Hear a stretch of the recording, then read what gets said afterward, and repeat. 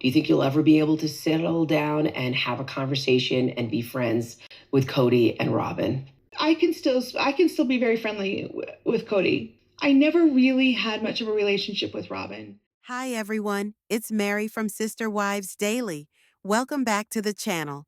Do you guys recall a couple of seasons ago when Janelle and Kody had their huge blowout fight? Their huge fight occurred at Janelle's former apartment. The one Kody complained was far too small and lacked space for him.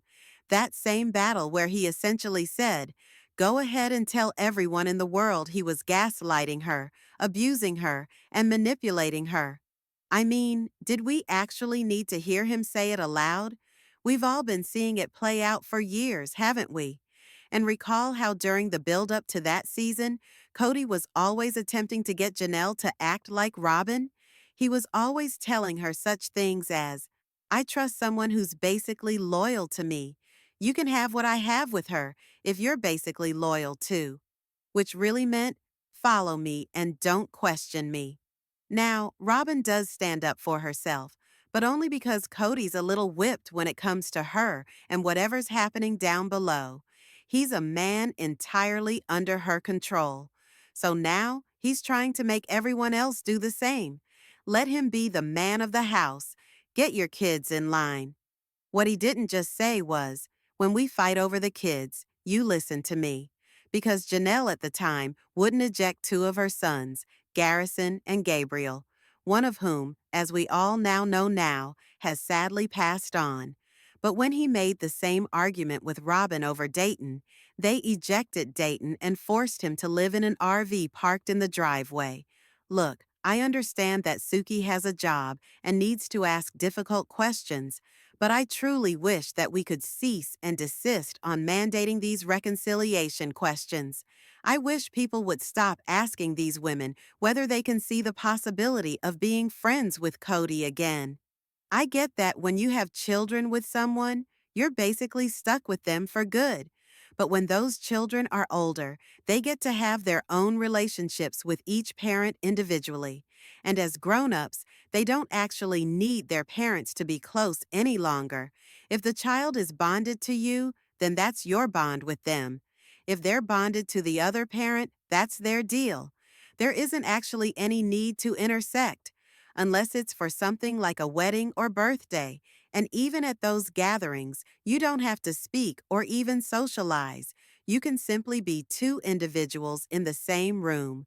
What I don't understand, however, is how we're still interrogating these women on being friendly with Kody. We keep questioning why they can't simply be friends with the guy. And I just don't understand. I know this tell-all isn't going to bring up Garrison's passing. It was filmed back in the fall of 2024, a few months after his death. And if that loss had somehow helped bring people together or healed some wounds, maybe Kody and Janelle's relationship could have improved. But that's not how it played out. Kody didn't change. He didn't just suddenly become a better dad. He didn't suddenly care more about his kids. He most certainly didn't make any moves to shield Garrison's privacy. Rather, he put it on national television. He didn't own up to how the show was utilized to punish the children he viewed as disobedient.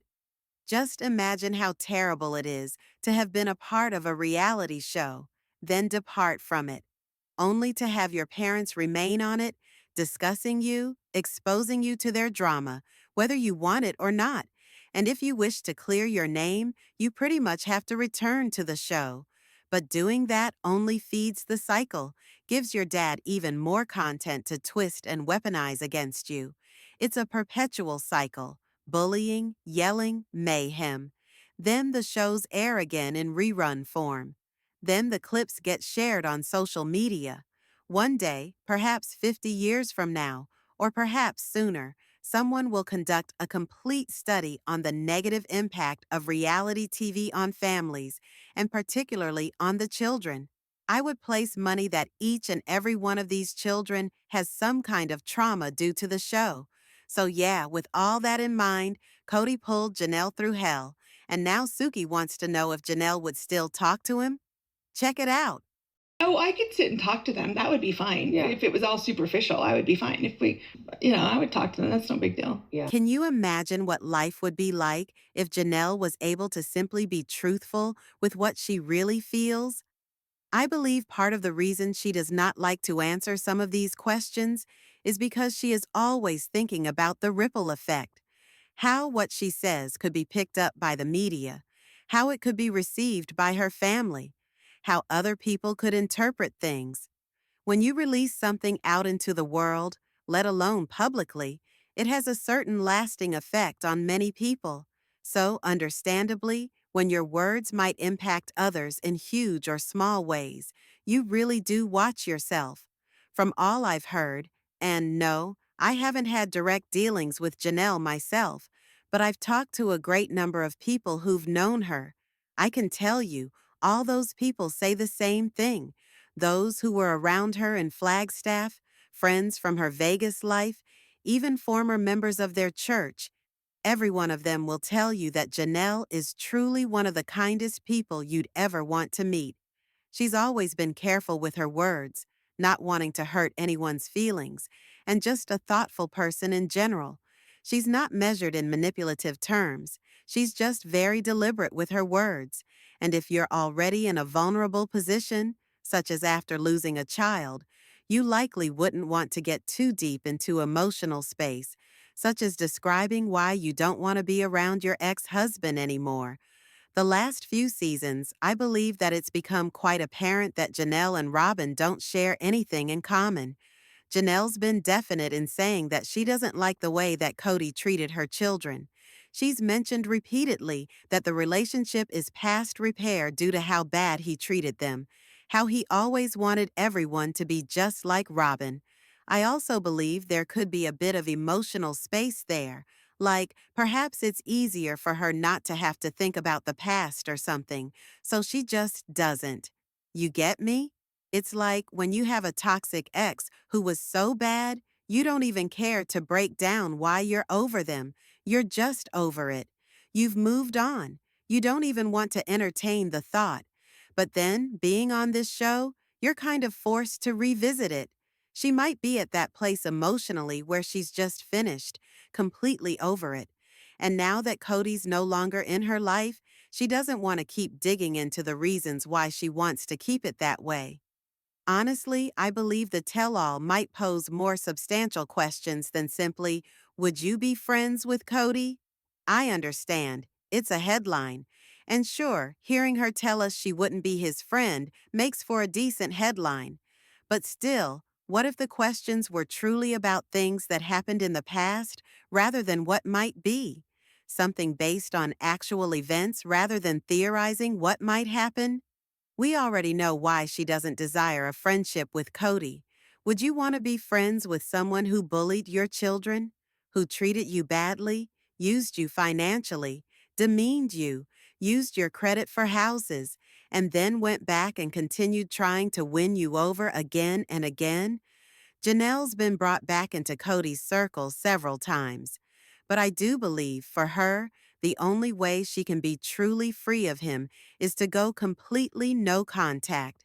Some individuals, you simply have to cut them out, and for Janelle, that's the only way she can ultimately move on. I don't need it. I don't want it. I'm not looking for it. So she finally spoke up. I just don't like them. She dislikes Kody. She dislikes Robyn. At the close of Tell All Part 1, Janelle made it crystal clear. She mentioned how Kody has sort of adopted this bad guy image to protect Robyn, how he's taken the blame for all the actions and choices that really originated with her. She was talking about such as the notorious COVID regulations, the never-ending drama between Kody and the children, and how Robyn appeared to cause discord or generate strife amongst the family. Now, sure, Kody certainly does his share too, but he's the one out here behaving as though he's calling all the shots, that it's his rule behind everything. He said he was the one writing the rules, calling the shots. But we all know that's not the whole story. One of the huge points of breaking in Janelle and Kody's relationship was over those same COVID regulations. But in truth, Those regulations were merely a cover. Kody himself didn't even abide by them, and they knew that. Everyone knew that. And the reality? Those regulations all came from Robyn, each and every one of them. It was as clear as day that Robyn was behind it. But Kody just continued to lie, again and again and again, acting like they were his rules. But the actual motivation for it? Control. Robyn had to have control over the family, over the story, over people's actions. Consider that entire scenario about the leader text and the gift exchange at Christmas. How she got angry and tried to pull rank because not everybody hopped on a Zoom call when she told them to. That Zoom session wasn't all about talking, it was about filming. She wanted them to film, period. And when individuals did not want to do so, she lost it. Which is ironic given the fact that Robyn always says she despises filming. And yet here she is, attempting to direct everyone on the backstage for scenes. And why? In my opinion, so she can continue to finance her little shopping addiction. So when things did not go in her direction, she became angry, labeled the entire exercise pointless, and framed this entire thing in her mind about how no one respects her. She informed the kids that they traumatized her, all because they did not jump on her timeline. And let's discuss that. Robyn was 44 at the time. The kids? All minors when she came into their lives. Not one of them was an adult when Robyn came to live with the family. And grown-ups do not have the right to blame children for traumatizing them. Children are learning. They are still growing up. Their brains aren't even fully developed, particularly the emotion, impulse control, and decision-making parts. So if you, as the adult, are becoming traumatized by kids being kids, that's your fault, not theirs. But Robyn never did own up to any of it. So Kody does. He takes the blame. He pretends he's the one responsible for it all. And now he feels he has to defend Robyn from all the trauma she allegedly endured at the hands of his kids. What's actually going on? Robyn has manipulated Kody into believing that the whole world is conspiring against her. She's framed herself as the victim of these alleged bullies, and Kody has bought into it hook, line, and sinker. As Janelle noticed, he's now bearing the brunt of her actions just to protect her, so others will not see what Robyn's really doing. But the thing is, we do see it. We've always seen it. Yet Kody still chooses to play the villain just to keep Robyn protected from criticism. And that says it all. And let's be real, Kody is a villain unto himself. No one's arguing that. But now, he's got this added dimension, being the bad guy for Robyn, so she can continue to play the victim. Perhaps he thinks if he protects her, she'll protect him, like it's some sort of trade-off. You feel me? But if you're in a relationship with someone like Janelle, and you find that honesty is now not an option, that you can't even discuss family stuff honestly because those family dynamics aren't just about two people anymore, then what do? In plural families, everything is interdependent. You can't compartmentalize one relationship from the others. Everyone's actions affect everyone else. And Robyn? Her hands were in all things. She was a force behind the tension between Kody and Garrison. She never forgot that Garrison stood up to her, called her out on the COVID restrictions, the unequal time, the unequal money, and how she blocked their dad from having a real relationship with them. She never got past that. Kody doesn't need to do what Robyn tells him. He's an adult. But in their dysfunctional relationship, everything is codependent. Robyn is constantly stroking his ego. She's his narcissistic supply. So naturally, he's going to defend her, stand by her. Robyn repeatedly says that all these failed relationships were just between two human beings. But that's not the case. The breakdown happened because Kody and Robyn were always a team, always one unit, and they just pretended to be a family on camera for over a decade. The show invested in them financially and in the spotlight, and the other wives were left playing along. They were upholding a fabrication. While Robyn and Kody benefited, the other wives hustled outside of the show, be it through MLMs, businesses, or side work, just to make ends meet. Kody's earnings and the show money, all of it went in one direction, to Kody and Robyn. So sure, there are a lot of good reasons why Janelle would dislike them. I mean, how do you even have a genuine conversation with individuals who won't own up? When one of them is constantly covering for the other, they're always deflecting, always avoiding blame. How do you establish trust in that environment? You can't. You can't trust them to have your back. You can't rely on them to be dependable. You can't even trust Kody as a parent or as a partner. You can't rely on him to maintain your trust because it all just goes back to Robyn, who, let's face it, is going to spin it and make herself the victim once more. Their whole relationship appears draining. So when Janelle utters, "I just don't like them," now you really know why. And that's the sound bite. That's the takeaway. It seems in the next episode, though, Janelle's going to go deeper into Kody's villain thing, so we'll get to hear more about that shortly. Let me know what you're thinking in the comments section below. Don't forget to thumbs up this video, subscribe if you aren't already subscribed, and hit that notification bell so you don't miss anything. Thanks for watching. See you next time.